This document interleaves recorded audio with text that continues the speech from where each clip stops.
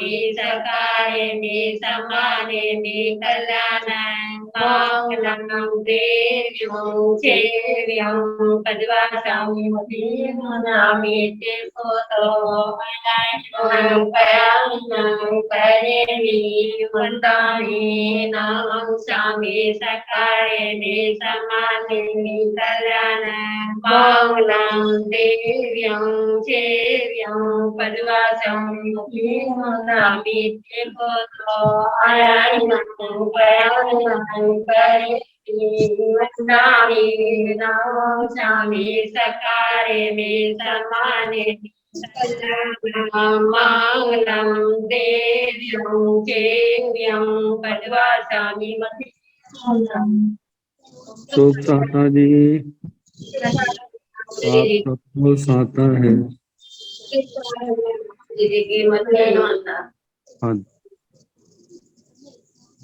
यह आगमवाचना निरंतर व निर्बाध गति से चलती रहे, इस हेतु सभी तपस्वी अपना अपना सहयोग दे रहे हैं। आज की तपस्या उपाध्याय परवर अनियोग प्रवर्तक परम पूज्य श्री कन्हैया लाल जी महाराज साहब कमल के सुशिष्या तपो केसरी श्री संजय मुनि जी महाराज साहब आज 70वें उपवास की सुखसाता पूछते हैं और उनके तप की अनुमोदना करते हैं।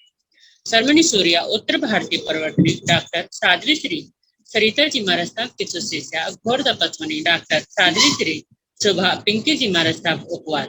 सरमणि गौरव प्रज्ञा ज्योति डॉक्टर साध्वी श्री शिवाजी महाराज की सुशिष्या डॉक्टर साध्वी श्री शैली जी महाराज, साध्वी श्री सुचिता जी महाराज साहब, साध्वी श्री शैलजा जी महाराज साहब उपवास। महासाध्वी श्री करुणा जी महाराज साहब उपवास। तपाराधिका साध्वी श्री हितांशी जी महाराज साहब उपवास। हम सभी तपस्वियों की तप की अनुमोदना करते हैं और उनके तप की सहायता पूछते हैं। अब हम पूज्य गुरुदेव श्री जी से करवत प्रार्थना करते हैं कि आप अपनी अमृत में वाणी से हमें कृतार्थ करें। पधारे गुरुदेव। मथेन वंदा में सब साथ है गुरुदेव। मथे वंदा। नमो अरिहंताण नमो सिद्धाण नमो आयुर्याण नमो ओयधायाण नमो सर्वसाहुण केशो पंच नमो पारो सर्व पावपणासुनो मंगलानंत संदेशिं परमं हवै मंगलम्।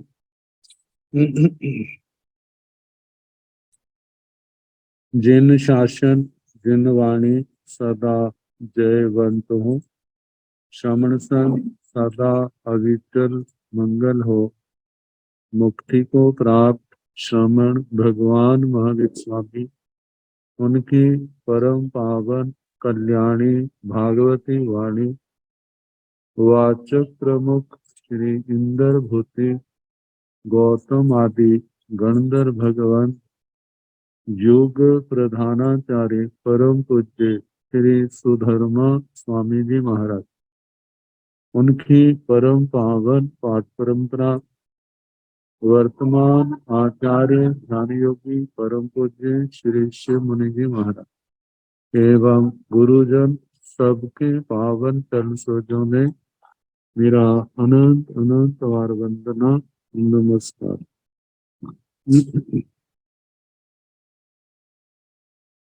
आगम परिषद में विराजमान वरिष्ठ मुनिराज, अन्य मुनिवृंद, परम आदरणीय भगवती स्वरूपा महासाध्वी, श्री आनंद सूत्र की वाचना प्रारंभ है। 5वें स्थान का द्वितीय उद्देश्य सुनाया जा रहा है। कल दुर्लभ बुद्धि पने के 5 कारण और सुलभ बुद्धि पने के 5 कारण सुनाए थे। अब आगे वर्णन जो है प्रतिसंलीन और संबर, पंच पड़ी संलीना पणता, तंजहा सो इंद्रिय पड़ी संलीने जाव, पास इंद्रिय पड़ी संलीने, पंच अपड़ी संलीना पणता, तंजहा सो इंद्रिय अपड़ी संलीने जाव, पास इंद्रिय अपड़ी संलीने, पंच भी है संबरे पणते, तंजहा सो इंद्रिय संबरे जाव, पास इंद्रिय संबरे, पंच भी है असंबरे पणते, तंजहा सो इंद्रिय असंबरे जाव, पास इंद्रिय असंबरे। इस सूत्र के 4 अंश हैं। पहले 2 प्रतिसंलीनता और अप्रतिसंलीनता को लेकर के, दूसरे में संबर और असंबर को लेकर के। तो पंच पड़ी संलीना पणता, 5 प्रतिसंलीन कहे। प्रतिसंलीन बाह्य तपों में 6ठा तप प्रतिसंलीनता आता है। तो उस तप को करने वाले साधक प्रतिसंलीन, उनको हम तपस्वी कह सकते हैं। तो जहां पर प्रतिसंलीन जो है इंद्रिय निग्रह के लिए प्रयुक्त किया गया, इंद्रियों का निग्रह और अनिग्रह, विषयों से इंद्रियों को वापिस मोड़ना, उस ओर से हटा करके इंद्रियों की प्रवृत्ति या आत्मा की शक्ति का प्रवाह जो बहिर्मुखी था उसको अंतर्मुखी करना, जिसको अन्य योग संप्रदायों में प्रत्याहार के नाम से भी कहा जाता है। तो पंच पड़ी संलीना पणता, 5 प्रतिसंलीन कहे। तंजहा जैसे के 100 इंद्रिय पड़ी संलीन, श्रोत्र इंद्रिय प्रतिसंलीन, जाव से चक इंद्रिय पड़ी संलीन, घाण इंद्रिय पड़ी संलीन, जीव इंद्रिय पड़ी संलीन, हास इंद्रिय पड़ी संलीन, चक्षु इंद्रिय प्रतिसंलीन, घ्राण इंद्रिय प्रतिसंलीन, जीवा इंद्रिय प्रतिसंलीन और स्पर्श इंद्रिय प्रतिसंलीन। अब इस शब्द को लेकर के, ताकि प्रतिसंलीन इस समय 2 उपसर्गे प्रति और सम, और लीन किसी के अंदर खो जाना, समा जाना। पहले लीन कहा, फिर उसके आगे सम उपसर्ग लगाया, संलीन। संलीन मतलब सब ओर से अपने आप को हटा के इंद्रियों के जो विषय है शब्द रूप गंध रस स्पर्श, उनके अंदर खोए हुए। जैसे हम आजकल देखते हैं, मोबाइल को लेकर के बच्चे कार्टून आदि देखते हैं तो कितना उनका ध्यान उनके अंदर खो जाता है। ऐसे ही इंद्रियों के विषयों में संसारी जीव भी कितना खोए हुए, कितना समय उनका इंद्रियों के विषयों के चिंतन में चला जाता है, इसके अंदर अपना क्या कर्तव्य है, मुझे क्या करना चाहिए, मेरे लिए क्या हितकारी है, ये सोचने का अवसर ही नहीं रहता। तो संलीन इंद्रियों के विषयों में मतलब खोए हुए, जब प्रति शब्द लगा देते हैं तो उससे वापसी आ जाती है। इंद्रियों के विषयों से अपना संपर्क तोड़ना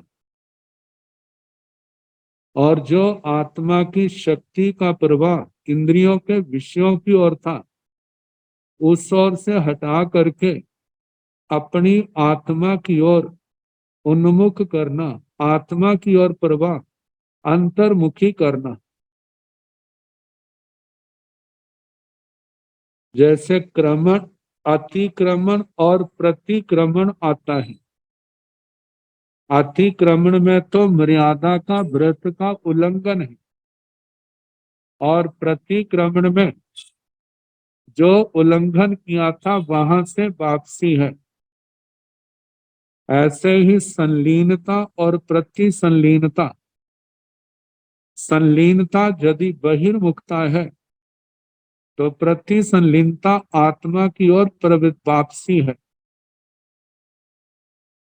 तो बताया श्रोत्र इंद्रिय प्रति संलीन, जो हमारा ध्यान शब्द की ओर है, शब्द के अंदर खोया है, तो उस ओर से अपने आप को हटाना और आत्मा को अपनी आत्मा की ओर लाना, ये श्रोत्र इंद्रिय प्रति संलीन। ऐसे रूप के अंदर खोए हैं, उस ओर से अपने आप को हटाना, वापिस अपनी आत्मा की ओर अपनी आत्मा को लाना, ये चक्षु इंद्रिय प्रति संलीन। ऐसे घ्राण इंद्रिय प्रति संलीन, रसना इंद्रिय जीवा इंद्रिय प्रति संलीन और स्पर्श इंद्रिय प्रति संलीन। अब इसके साथ इनसे विपरीत पांच अपरिसंलीनापनता, तंजाह सोइंद्रिय अपरिसंलीने जावासिंद्रिय अपरिसंलीने। पांच अपरिसंलीनापनता, पांच अप्रतिसंलीन कहे, जहां पर इंद्रियों का निग्रह नहीं है, इंद्रियों के माध्यम से आत्मा जो है इंद्रियों के विषयों की ओर प्रवृत्ति कर रहा है और उनके अंदर खोया हुआ है। और देखा जाए तो इंद्रियों के विषयों में खो करके कहीं राग की प्रधानता है, कहीं द्वेष की प्रधानता है। उसके कारण से आत्मा में आरत ध्यान और रौद्र ध्यान चल रहा, और इसके द्वारा अशुभ कर्मों का ही बंधन हो रहा।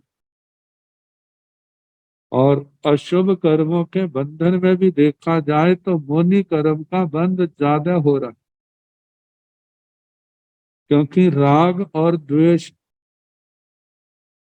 राग जिसके पीछे रति नौ कषायों की प्रकृति काम कर रही है, और द्वेष के पीछे अरति वह काम कर रही है, और उसके साथ साथ जहाँ राग है वहां पर माया और लोभ कषाय, और जहाँ पर द्वेष है वहां क्रोध और मान ये साथ लगे हुए हैं।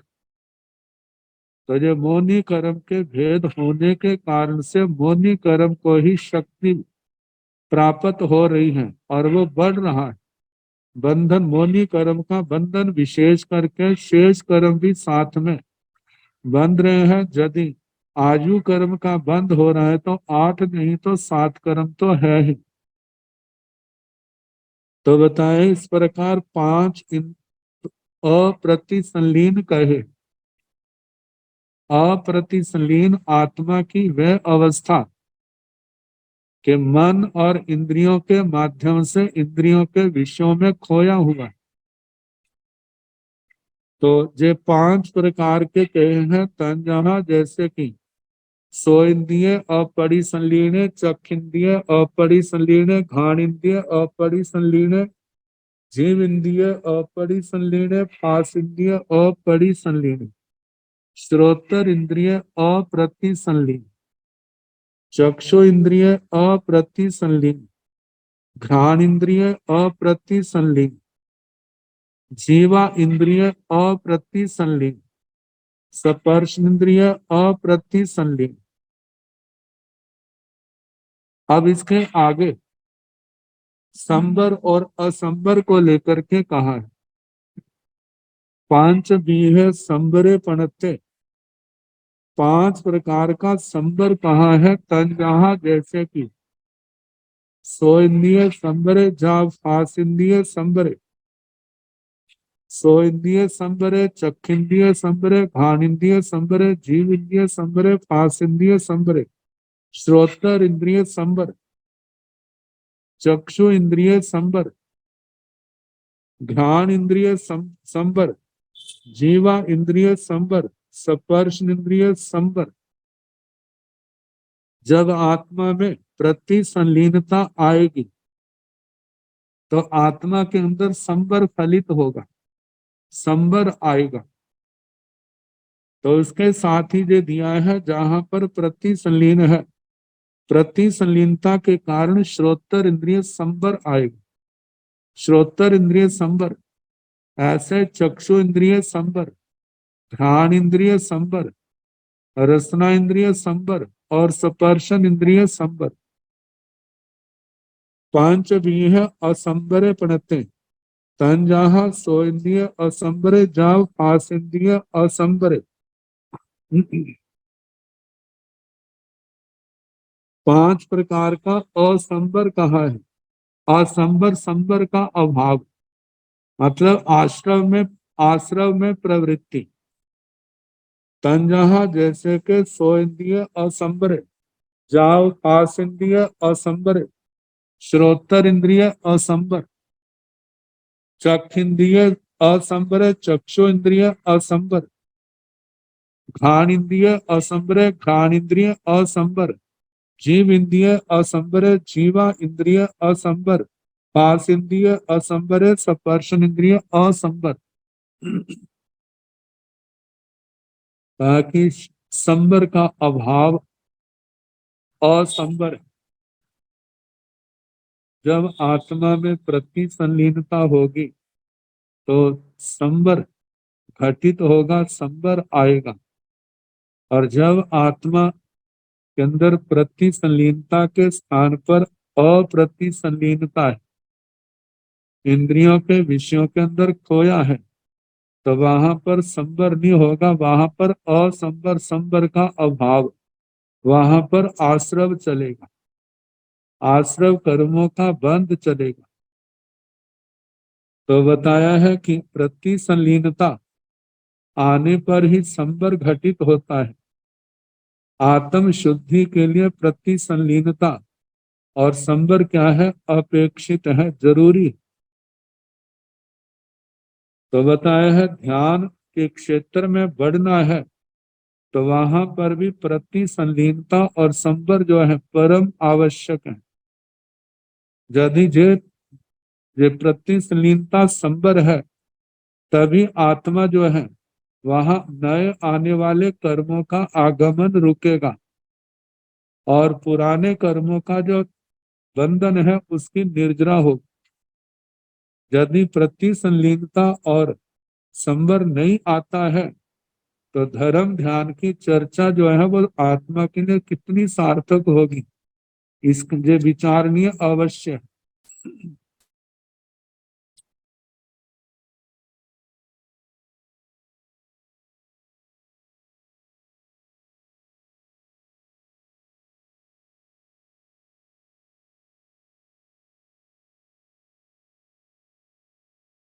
टीका में रमाया है, प्रति संलीनता और संवर शब्द मिलते जुलते अर्थ की अभिव्यक्ति करते हैं, फिर भी इनमें सूक्ष्म भेद है। प्रति संलीनता का अर्थ है जो कुछ अपने से भिन्न है, जो कुछ बाहर से आया हुआ है, जिसकी अनुभूति के लिए चेतना इंद्रियों की गुलाम बनी हुई, उससे अपने आप को विमुख करना, अपना संबंध तोड़ना, और ये तो है प्रति संलीनता। और संबर का अर्थ है स्व स्वरूप की स्वीकृति को अपने से जोड़ना। प्रति संलीनता बाहर से संबंध तोड़ती है, बाहर की दुनिया से, और संबर जो है अंदर से संबंध, आत्मा से संबंध जोड़ता है। इस प्रकार प्रथम प्रक्रिया तोड़ने की है और दूसरी प्रक्रिया जोड़ने की। श्रोत्र इंद्रिय संबर का अर्थ है श्रोत्र इंद्रिय से चेतना का संबंध टूट जाने पर पुनः आत्मा के साथ जोड़ना। अतः मन प्रक्रिया के ज्ञाता शास्त्रकार ने प्रति संलीनता और संबर को एवं उनकी विरुद्ध अवस्थाओं को एक साथ प्रकटन का वर्णन किया है। तो आत्मा अप्रति संलीनता से पीछे हटे प्रति संलीनता की ओर बढ़े, और संबर से पीछे हटे संबर की ओर बढ़े। यह आत्म समाधि का बहुत बड़ा कारण है। अब इसके आगे संयम, संयम के अनेक प्रकार से जहां पर भेद बताए गए, तो पंच बीह संयमे पणते संजाह सामाय्य संयमे क्षयोभावनीय संयमे परिहार विशुद्धिय संयमे सोहम संपराय संयमे अह खाय चरित संयमे। पांच भी है संयमे पढ़ते, पांच प्रकार का संयम कहा है।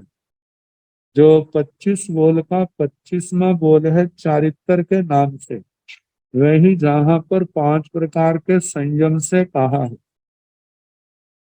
भगवती सूत्र में भी संयम को लेकर के 36 द्वारों का वर्णन किया है बड़े विस्तार से। वहां पर 25वें शतक में जो चर्चा आती है, तो जहां तो केवल नाम मात्र दिया है। तो पांच भी है संयमे पढ़ते, संयम पांच प्रकार का कहा है। तंजाहा जैसे के सामायिक संयमे, सामायिक संयम, सामायिक संयम जिसमें 18 पापों का परित्याग किया जाता है। और इसके संबंध में कहा जाता है प्रथम और 24वें तीर्थंकर भगवान को छोड़ करके और महाविद्य क्षेत्र के अंदर तो जिस सामायिक संयम आजीवन रहता है।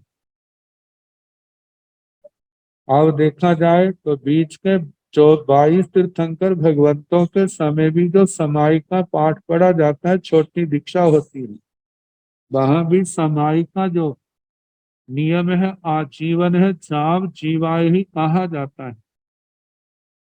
लेकिन भरत एरावत क्षेत्र में जो प्रथम और 24वें तीर्थंकर भगवान के शासन में समाई को ही 8वें 7 दिन के बाद 4 महीने और 6 महीने के अंदर उसको छेदोपस्थापनी के रूप में परिवर्तित कर दिया जाता है। और देखा जाए तो केवल बाहर के व्यवहार से अंतर है, लेकिन भावों की दृष्टि से देखा जाए तो सामायिक चारित्र छेदोपस्थापनीय से अलग नहीं है, और छेदोपस्थापनीय चारित्र सामायिक से अलग नहीं है। दोनों एक रूप है, लेकिन इनमें विधि विधान छेदोपस्थापनीय में अलग से बताए हैं। तो बताया है कि पहला सामायिक संयम जो आजीवन लिया जाता है, जिसमें 18 पापों का परित्याग किया जाता है। और दूसरा है छेदोपस्थापनीय शेयोपठावनीय संयम है, छेदोपस्थापनीय संयम। छेद का मतलब जहां पर काट छेदन अलग करना है, वहां पर छेद का अर्थ विभाग भी है। सामायिक के चारित्र को ही जहां पर अनेक भागों में बांट दिया जाता है, और वो जो बंटवारा है 5 महाव्रतों के रूप में है, और उसके साथ छठे रात्रि भोजन का परित्याग है, और उसके साथ 6 काया के जीवों की रक्षा की यत्न का उपदेश है। तो कहा जाता है सामायिक चारित्र इससे अलग नहीं है।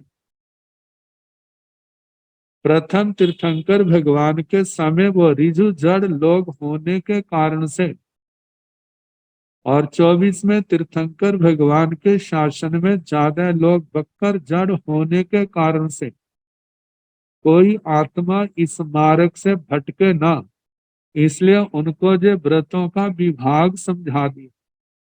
यदि ऐसा करोगे तो जहाँ प्रथम व्रत ऐसा दूसरा तीसरा चौथा किन किन कारणों से जो व्रत टूटते हैं उन सबका विधान है। और किसी व्रत में मानव प्रमाद के कारण या अनभोग अवस्था के कारण किसी व्रत में दोष लगता है, तो प्रायश्चित आलोचना प्रायश्चित के द्वारा उनका शुद्धिकरण करा दिया जाता है। तो बताया है कि छेदोपस्थापनी चारित्र जिसमें 5 महाव्रत और छठे रात्रि भोजन का त्याग, शेकाय के जीवों की रक्षा का विधान, और दोनों समय उभव काल दोनों समय जो है प्रतिक्रमण करना। सामायिक चारित्र में तो वहां पर तो प्राय करके जब दोष लगे उसी समय ही कर लेते हैं, लेकिन सुबह शाम के प्रतिक्रम का प्रतिक्रमण का निश्चित विधान नहीं है। तो कहा जाता है छेदोपस्थापनीय चारित्र में तो दोष लगा हो ना लगा हो सुबह शाम अवश्य ही प्रतिक्रमण करना है। जहां पर सामायिक में 4 कल्पों का वर्णन आता है, तो छेदोपस्थापनीय में 10 कल्पों का वर्णन आता है। तो इस प्रकार सामायिक संयम और छेदोपस्थापनीय संयम। तीसरा है परिहार विशुद्धि संयम। परिहार विशुद्धि संयम, परिहार विशुद्धि संयम जो प्रथम और 24वें तीर्थंकर भगवान के शासन में ही पाया जाता है, और कहा जाता है केवल 2 पीढ़ी तक 2 वंशों तक ये रहता है। पहला तो तीर्थंकर भगवान से जिन्होंने साक्षात इस कल्प को ग्रहण किया है, और दूसरा कहा जाता है जिन्होंने तीर्थंकर भगवान से जिन्होंने तीर्थंकर भगवान से जो चारित्र लेकर के पाला है, उनसे उनसे इस चारित्र को ग्रहण किया जाता है। यदि इनमें से कोई भी नहीं है तो आगे जो है ये चारित्र नहीं चलता। तो इसमें बताया जाता है कि गण में से 9 मुनिराज जो इस चारित्र को पालन करना चाहते हैं, उनकी योग्यताएं बताई हैं। जैसे वज्र ऋषभ नाराज आदि संग हनन होना चाहिए, 20 वर्ष का संयम होना चाहिए, और उसके साथ 9वें पूर्व की तीसरी आचार वस्तु और 10वां पूर्व पूर्ण तो नहीं लेकिन लगभग उसके पास हो असंपूर्ण 10वां पूर्व, कुछ कम 10वां पूर्व इतना ज्ञान होना चाहिए। इतने ज्ञान वाले 9 मुनिराज संग तीर्थंकर भगवान की आचार्य भगवंत की आज्ञा लेकर के इस चारित्र को स्वीकार करते हैं, जो 18 महीने की साधना है। तो बताया जाता है कि 18 महीने में पहले 6 महीने में 4 मुनिराज साधना करते हैं और 4 उनके सहयोगी के रूप में उनकी वेयावृत्ति करते हैं और एक मुनिराज जो है गुरु स्थानीय बनते हैं। तो कहा जाता है जो जिन्होंने 6 महीने की साधना प्रारंभ की है, यदि गर्मियों का समय हो तो कम से कम व्रत मध्यम बेला उत्कृष्ट तेले का तप होता है, और यदि बरसात का समय हो तो वहां पर तेले का जघन्य तप है, तेला चोला पंजोला तप। सर्दियां हो तो वहां पर बेला तेला चोला ऐसी तपस्या का उनका विधान है। और उसके साथ पारना जो है, पारने के दिन आइबिल ही किया जाता है।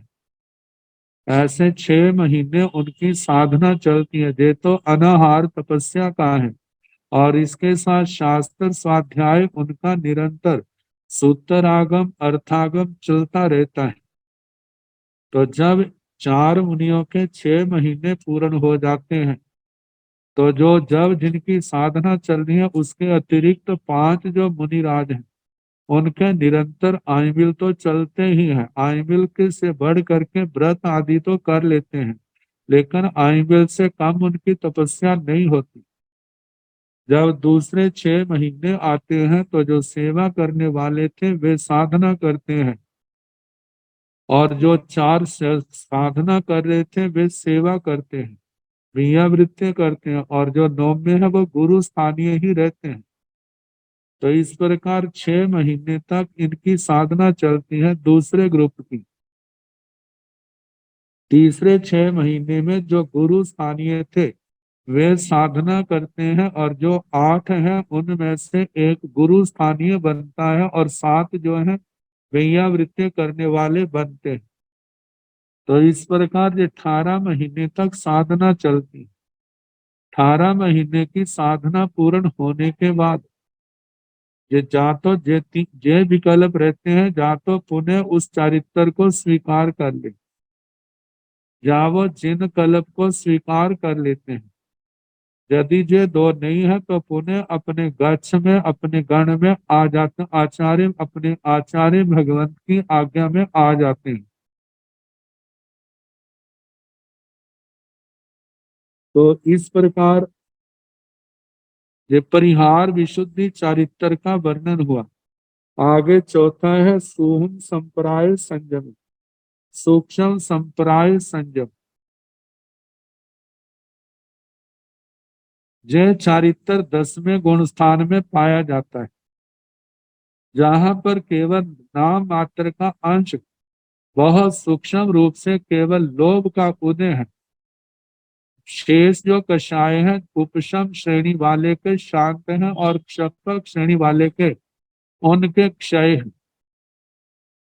तो 10वें गुण स्थान में जब तक आत्मा वर्तमान है विद्यमान है, तो उतने समय तक जो सूक्ष्म संप्राय चारित्र रहता है।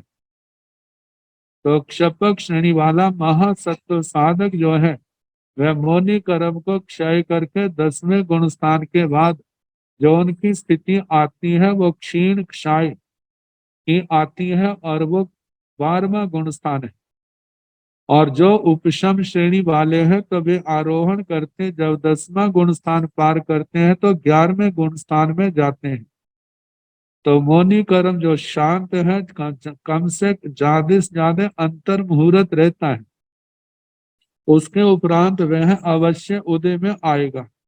जैसे उदय में आएगा तो वह 11वें गुण स्थान से 10वें गुण स्थान में आ जाएगा, और 10वें गुण स्थान से आगे नीचे आते आते 9वें गुण स्थान में, 8वें में, 7वें में, 6ठे में। और यदि मौनी कर्म का क्षोभम बना हुआ है तो 6ठे गुण स्थान में, 6ठे 7वें में। यदि मानव कोई पूर्व जन्म का मोहनी कर्म विशेष उदय में आता है तो वो उदय में आया हुआ मोनी कर्म जो है पहले गुण स्थान में भी लाने का निमित्त बन सकता है। तो कहा जाता है कि एक जीवन में ये जो संयम है 4 बार सूक्ष्म संप्राय जो आत्मा को प्राप्त हो सकता है, क्योंकि उपशम श्रेणी एक भव में 2 बार।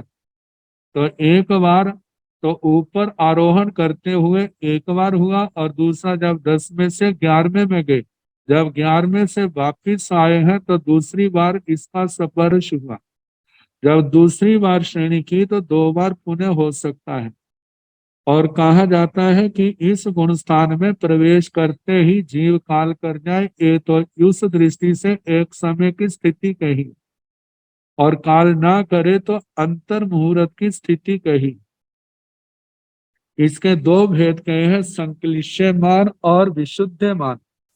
जब आत्मा नीचे से ऊपर की ओर जाती है तब आत्मा की स्थिति विशुद्धमान होती, और जब आत्मा ऊपर से नीचे को आती है तो संक्लिश्यमान कही जाती। और इनको प्रतिपाती और प्रतिपाती के नाम से भी कहा जाता है। जो वहां पर काल कर जाता है मतलब वो प्रतिपाती है, जो काल नहीं करता है वो अप्रतिपाती है। तो इस प्रकार ये 10वें गुण स्थान के सूक्ष्म संप्राय का वर्णन हुआ। अह खाय चरित्र संयमे 5वां है जथा ख्यात चारित्र संयम। तो जथा ख्यात में कहा जाता है इनके गुण स्थान 11वां 12वां 13वां और 14वां गुण स्थान है। 11वां गुण स्थान उपशांत मोहनी है, और उसके ऊपर जो है वहां पर तो क्षीण मोहनी।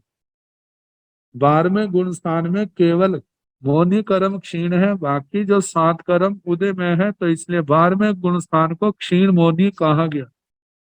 और 13वां 14वां गुण स्थान है, उसके अंदर मोहनी कर्म के साथ दूसरे कर्म भी क्षीण है, क्षय हुए हैं, ज्ञानावरणीय दर्शनावरणीय और अंतराय। और इस समय आत्मा को केवल ज्ञान केवल दर्शन की प्राप्ति हुई है। तो इसलिए जहां पर इन गुण स्थानों का नाम जो है 13वें का सहयोगी केवली और 14वें का अयोगी केवली नाम रखा। तो कहा जाता है इन 4 गुण स्थानों में जथा क्या चरित्र है, जिनके अंदर कषायों का 11वें में उदय बिल्कुल नहीं है, बिल्कुल शांत है। और शेष 3 गुण स्थानों में जो है वो क्या है, वो तो वहां पर कषाय क्षीण है।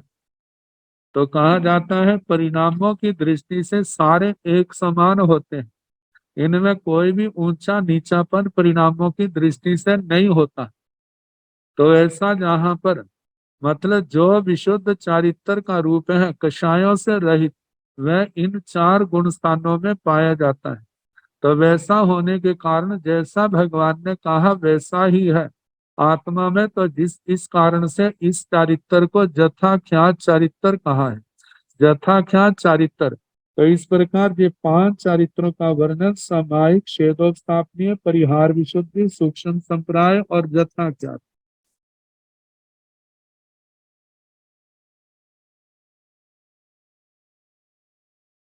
अब संयम असंयम का दूसरे ढंग से वर्णन किया जा रहा है। एक इंद्रियाण जीवा असमारभ मानस पंचमीह संयमे कज्जई तंजाहा कुंडवी काय संयमे जा वनस्य काय संयमे। एक इंद्रियाण जीवा समारभ मानस पंचमीह असंयमे कज्जई तंजाहा पुड्वी काय असंयमे जाव पनसई काय असंयमे। एक इंद्रियाणं जीवा असमारभ मानस पंचमीह संयमे कज्जई।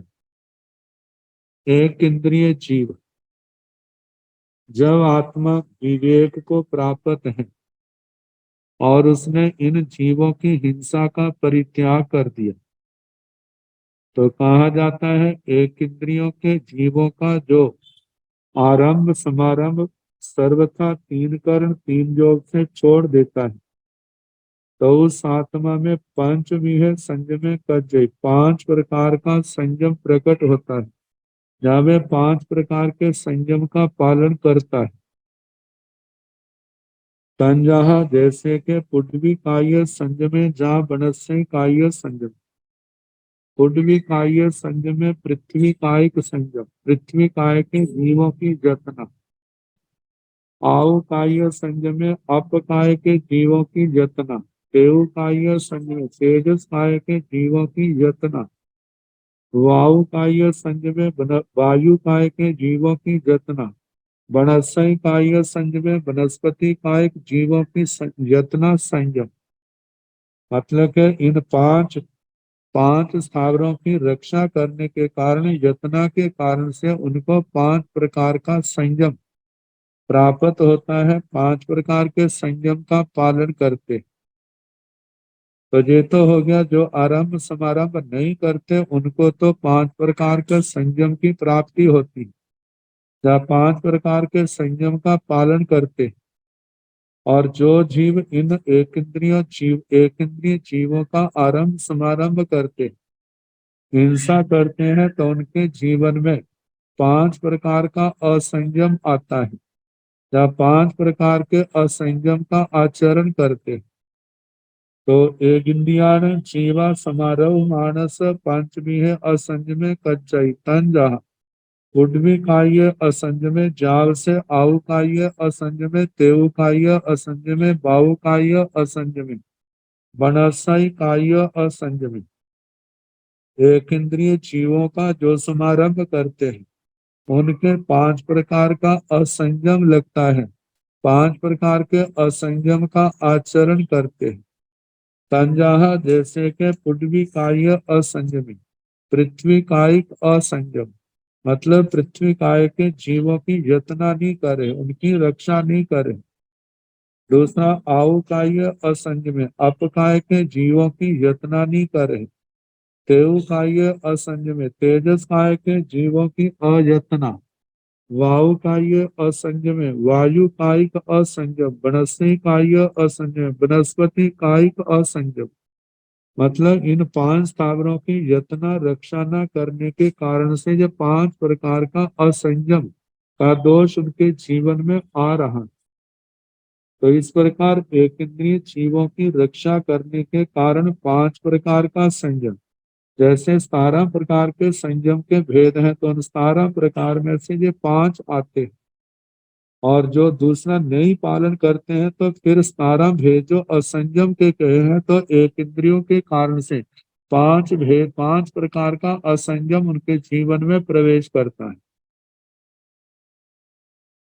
अब इसके आगे पंचेंद्रिय जीव जो है, उनकी उनके प्रति संयम और संयम को लेकर के जहां पर कहा है, पंचेंद्रियाण जीवा असमारंभ रंभ मानस पांचवी है संयमे कज्जाई तंजहा सोइंद्रिय संयमे चक जाव पासिंद्रिय संयमे पंचेंद्रियाण जीवा समारंभ मानस पंचमी है असंयमे कज्जाई तंजहा सोइंद्रिय असंयमे जाव पासिंद्रिय असंयमे सब पाण भूय जीव सत्ताण असमारंभ मानस पंचमी है संयमे कज्जाई तंजहा एक इंद्रिय संयमे जाव पंचेंद्रिय संयमे सब बाण भूय जीव सत्तान समारंभ मानस पंचमी है असंयमे कज्जई तंजहा एक इंद्रिय असंयमे जाव पंचेंद्रिय असंयमी पंचेंद्रियाण जीवा असमारंभ रंभ मानस पंचमी है संयमे कज्जई तंजहा पंचेंद्रिय जीव उनका जो समारंभ करता है, तो उनका जो समारंभ नहीं करता, असमारंभ मानस जो समारंभ नहीं करता, उनके 5 भी है संयमे कज्जवे 5 प्रकार के संयम का पालन करते हैं इंद्रियों की दृष्टि से। तंजहा जैसे कि सो इंद्रिय संयमे, जाव से चक इंद्रिय संयमे, घाण इंद्रिय संयमे, जीव इंद्रिय संयमे, पास इंद्रिय संयम, श्रोत्र इंद्रिय संयम, चक्षु इंद्रिय संयम, घ्राण इंद्रिय संयम, जीवा इंद्रिय संयम, स्पर्शन इंद्रिय संयम, क्योंकि जब पंचेंद्रिय जीवों का घात नहीं किया तो उसने उनकी उन इंद्रियों का भी घात नहीं किया।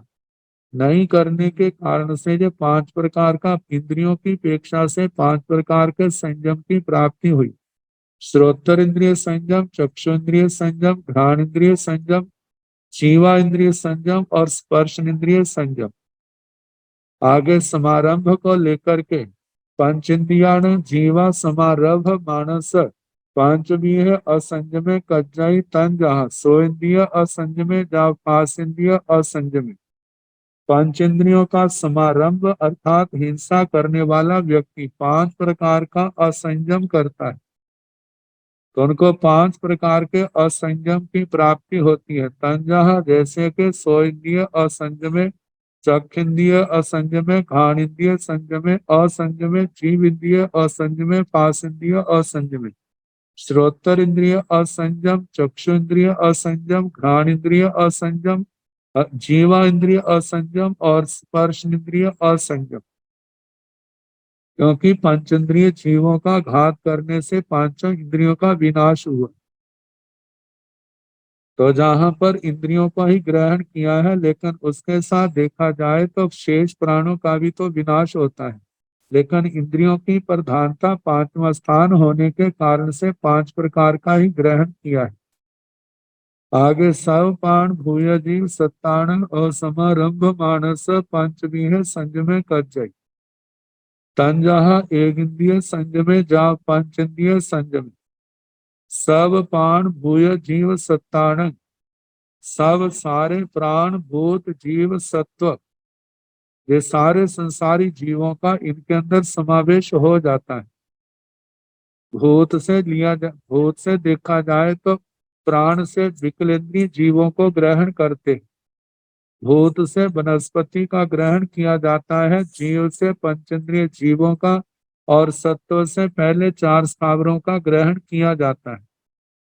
तो ऐसे पृथ्वी काय, अप काय, तेजस काय, वायु काय, वनस्पति काय, दो इंद्रिय, त्रिंद्रिय, चतुरिंद्रिय, पंचेंद्रिय जो सारे संसारी जीवों का ग्रहण हो गया 4 शब्दों से। तो कहा जाता है कि जब सब प्रकार के प्राण भूत जीव सत्व का कोई आरंभ समारंभ नहीं करता तो उनको जो है पांचवी है संयम कज्जई, वे भी 5 प्रकार के संयम का पालन करते हैं।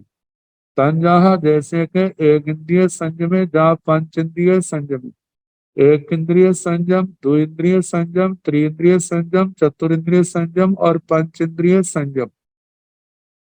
क्योंकि पांचों जातियों के जीव इसके अंदर आ गए। आगे सब पान भूय जीव सत्तान समारंभ मानस पंचमीह असंयमे कज्जई तंजहा एक इंद्रिय असंयमे जा पंचेंद्रिय असंयम। जितने भी प्राण भूत जीव सत्व हैं इन सब का जो समारंभ करते हैं तो उनको उनके उनकी आत्मा को 5 प्रकार का असंयम लगता है, वे आत्माएं 5 प्रकार के असंयम का आचरण करते हैं।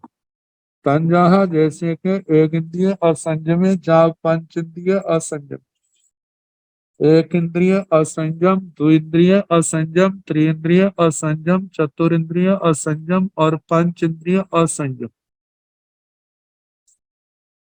तो इस प्रकार ये संयम और असंयम की चर्चा आई। पांचविहा तान बनस्सै काया पणता तंजहा अग्गविया मूलविया कोरविया खंडविया वियरुहा। पांचविहा तान बनस्सै काया पणता, 5 प्रकार के तृण वनस्पति कायिक जीव कहे।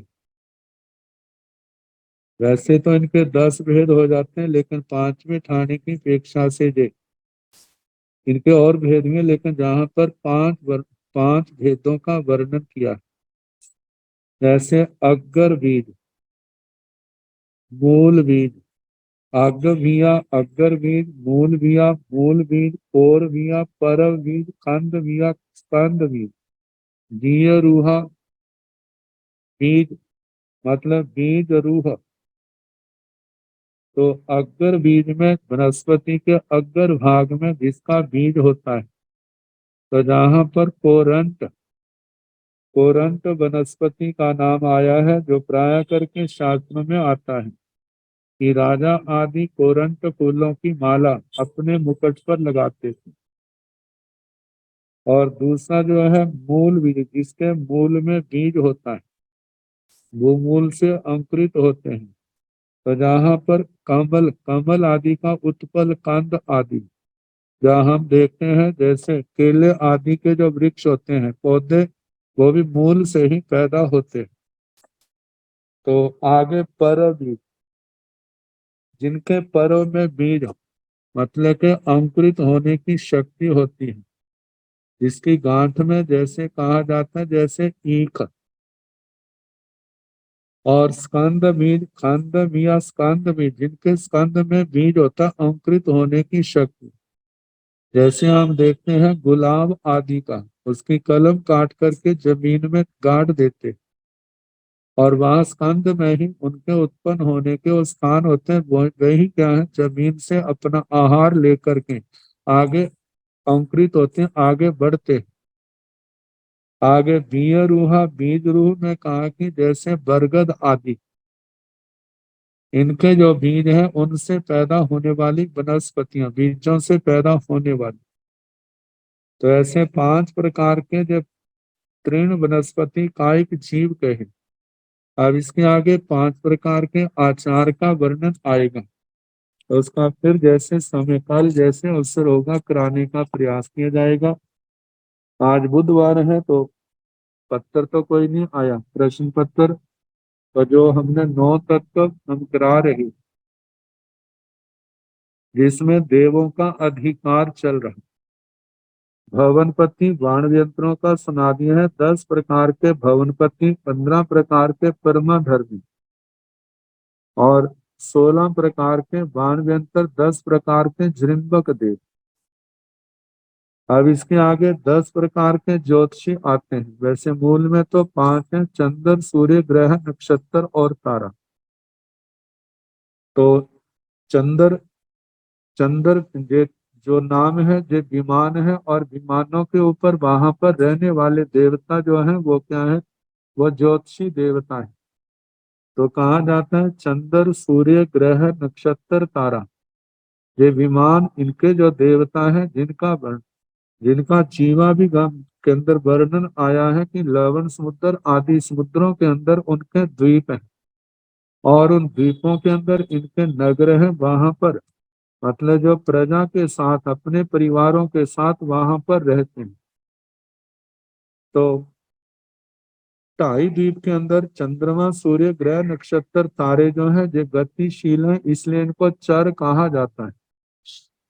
और जो 2.5 द्वीप के बाहर जो 5 प्रकार के ज्योतिषी हैं, वहां पर आचार हैं, वे गतिशील नहीं है, आकाश में एक ही स्थान पर स्थित हैं। और कहा जाता है कि जैसे इन चीजों, शाश्वत चीजों को जो है शाश्वत पक्के योजनों से मापा जाता है।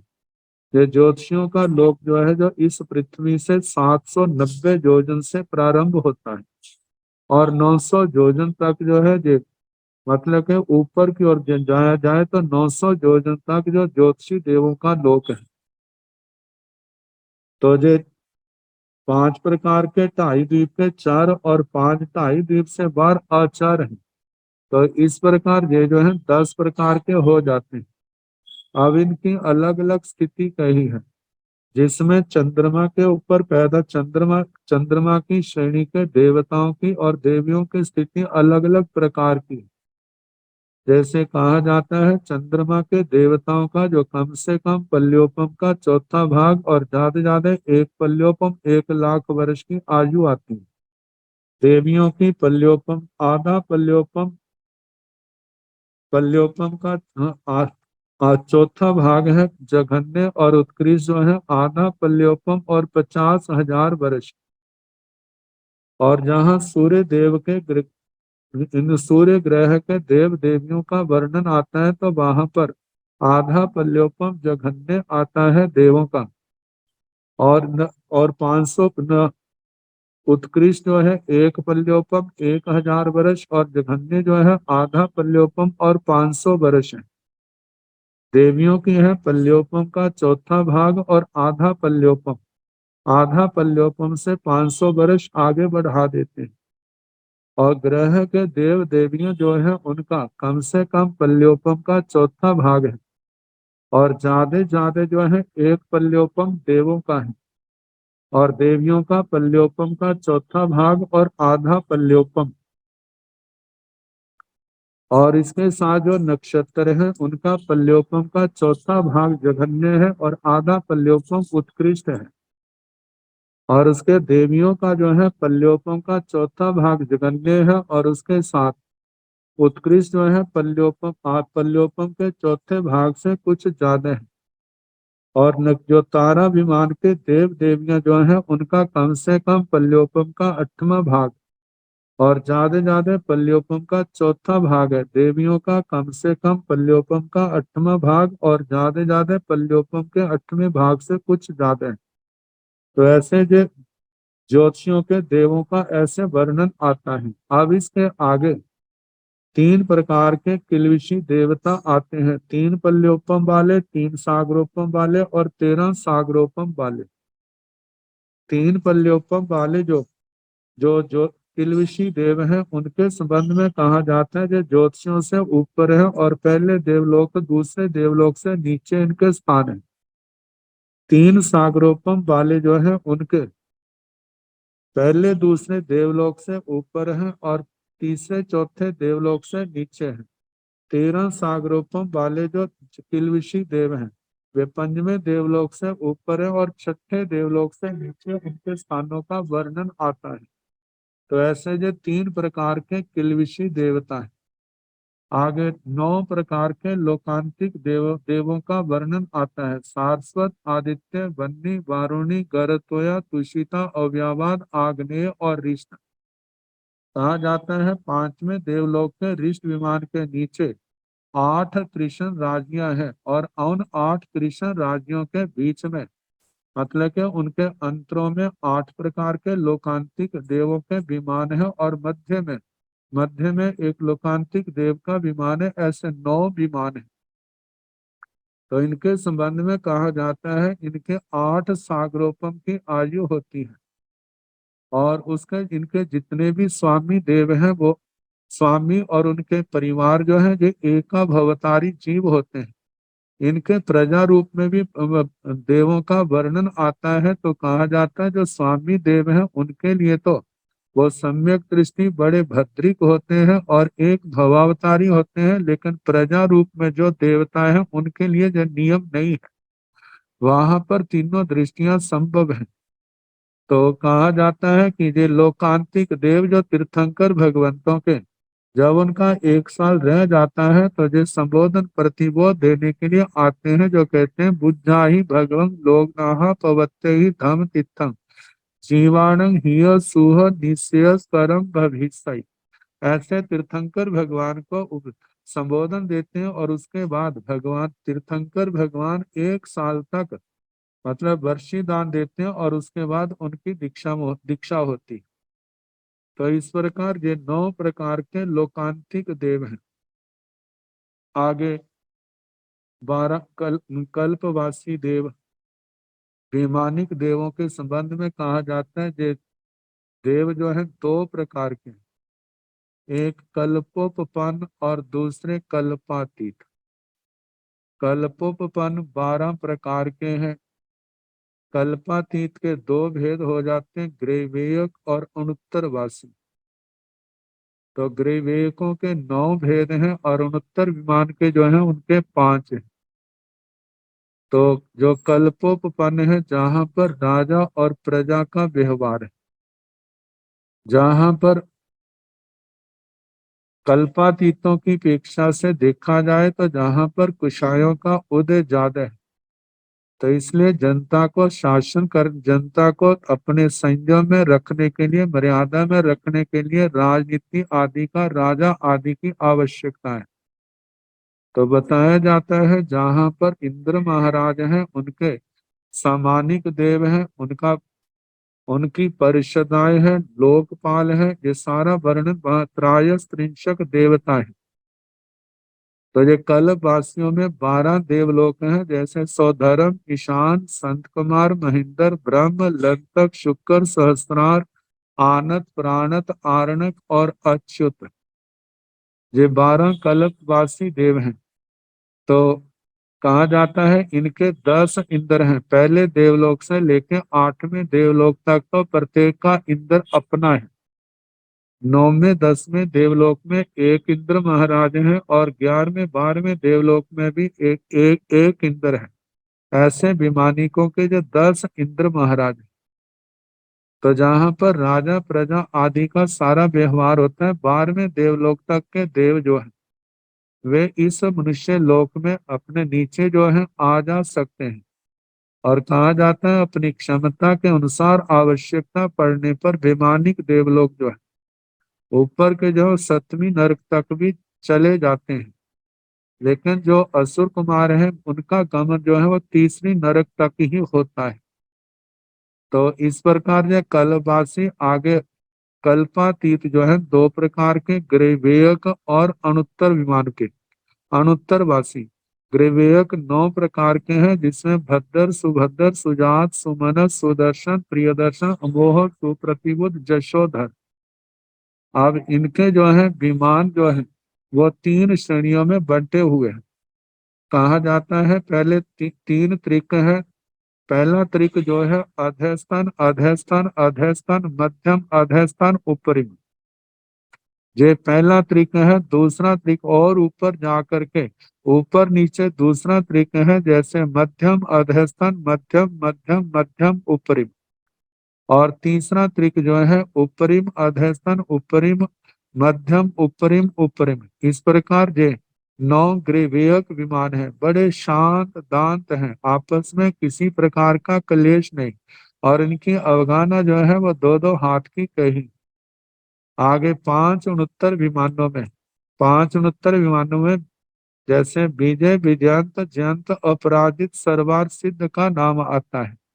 तो कहा जाता है सरवार से जो है इस मनुष्य लोक के, मतलब के जम्बू द्वीप के बिल्कुल सीध में ऊपर जाकर के है। जो देखा जाए तो सिद्ध शिला से 12 योजन नीचे वो सरवार सिद्ध, और उसके चारों दिशाओं में पूर्व की ओर विजय है, दक्षिण की ओर बेजयंत है, जयंत जो है पश्चिम की ओर है, और जो अपराजित है वह उत्तर की ओर है। तो इस प्रकार विजय, विजयंत, जयंत, अपराजित, सर्वार सिद्ध ये 5 उनत्तर विमान है। और जहां पर इन 69 विमानों की ध्वजा है, कहते हैं उससे 12 योजन ठीक ऊपर सिद्ध शिला प्रारंभ होती है। तो सिद्ध शिला की जिसकी मोटाई सेंटर में से मध्य से 8 योजन की है, ऊपर से बिल्कुल समतल है, और नीचे से मध्य के 8 योजन के बाद नीचे से मोटाई कम होनी शुरू हो जाती है, और आखिर तक किनारों के ऊपर जिसका 45 लाख योजन व्यास है, मनुष्य लोक के समान। तो कहा जाता है मक्खी के पंख से भी बारीक हो जाती है। और सिद्ध शिला के ऊपर से बिल्कुल 1 योजन की समाप्ति पर आलोक शुरू हो जाता है। तो इस प्रकार ये देवताओं के जो भेद हैं, 99 भेद हो 99, और इनका पर्यापत और पर्यापत करके 198 हो जाते हैं। और इसके साथ ही जैसे नारकियों के 14 भेद हैं, मनुष्य त्रियंचों के 48 हैं, मनुष्यों के 303 हैं, और देवताओं के 198 हैं। सारे मिलाकर के 563 भेद हो जाते। अब इसके आगे अजीव तत्वों का वर्णन आएगा, फिर जैसे समय होगा कराने का प्रयास किया जाएगा। नमो अरिहंताण, नमो सिद्धाण, नमो आयर्याण, नमो नमो लोय संसाहुण, ऐसो पंच नमो पारो साव पाव पनासनो, मंगलानंद सम्में परम हवाई मंगलम, श्री तारी मंगलम, हरिहंता मंगलम, सिंहा मंगलम, साहु मंगलम, केवले अनंतो धम्मो मंगलम, तत्तारी लोकोत्तमा, अरिहंता लोकोत्तमा, सिद्धा लोकोत्तमा, साहु लोकोत्तमा, केवली अनंतो धम्मो लोकोत्तमा। चतारि शरणं प्रवज्जामि अरिहन्ते शरणं प्रवज्जामि सिद्धे शरणं प्रवज्जामि साहु शरणं प्रवज्जामि केवली मतं धम्मं शरणं प्रवज्जामि चार शरणे सुख करने दुख करने मंगल करने और शरणागति कोय जो भव प्राणी पात करे अक्षय। सबको यथा योग्य वंदना सुख साथ।